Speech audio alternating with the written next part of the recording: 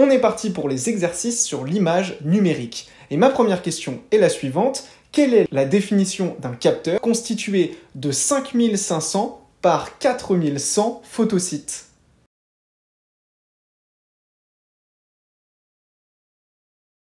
La définition d'une image numérique, comme on l'a vu dans le cours, c'est le nombre de pixels qui composent cette image. Et bien donc, la définition d'un capteur, c'est le nombre de photosites qui composent ce capteur. Pour avoir le nombre total de photosites qui composent notre capteur, on doit donc multiplier 5500 par 4100, ce qui donne environ 23 millions. La définition de notre capteur est donc d'environ 23 millions photosites. Je vais maintenant te demander de me donner le code RVB de la couleur bleue si mon image est codée sur 8 bits. Je te laisse réfléchir un petit peu à ça, peut-être faire quelques petites recherches sur internet pour essayer d'avoir quelques exemples, et juste après, on fait la correction.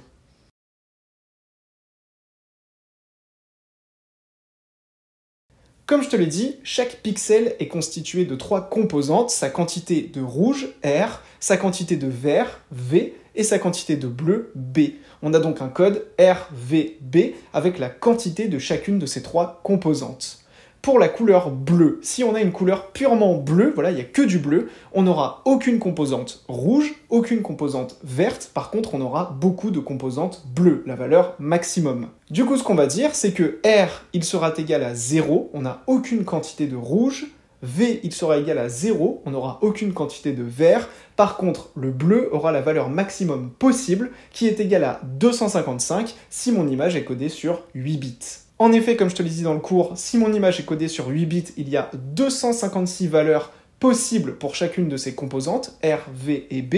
La valeur d'une composante peut donc aller de 0 à 255, ce qui veut dire que sa valeur minimale c'est 0 et sa valeur maximale c'est 255. On aura donc le bleu, B, qui sera égal à 255. Et donc le code RVB de la couleur bleue, c'est R égale 0, V égale 0, bleu égale 255, c'est-à-dire 0, 0, 255. Voilà, j'espère que tu commences à bien te familiariser avec le code RVB, et pour en être sûr, on va faire un deuxième exemple. Est-ce que tu peux me donner le code RVB de la couleur jaune pour une image codée sur 8 bits?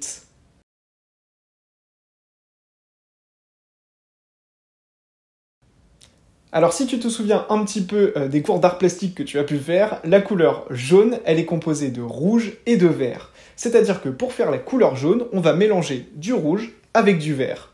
Dans le code RVB, on aura donc du R, du rouge, on aura du V, du vert, mais on n'aura pas du tout de bleu, puisque c'est un mélange de rouge et de vert. On sait donc d'office que le B, il sera égal à 0. Qu'en est-il du rouge et du vert? Eh bien, pour obtenir un jaune, on va mettre la même quantité de rouge et de vert. On va donc mettre les valeurs maximales de rouge et de vert possibles pour faire un mélange et obtenir du jaune.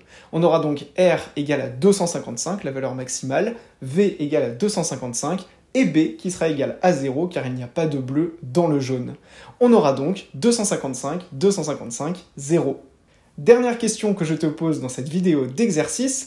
Combien y a-t-il de couleurs possibles pour chaque pixel si mon image est codée sur 8 bits?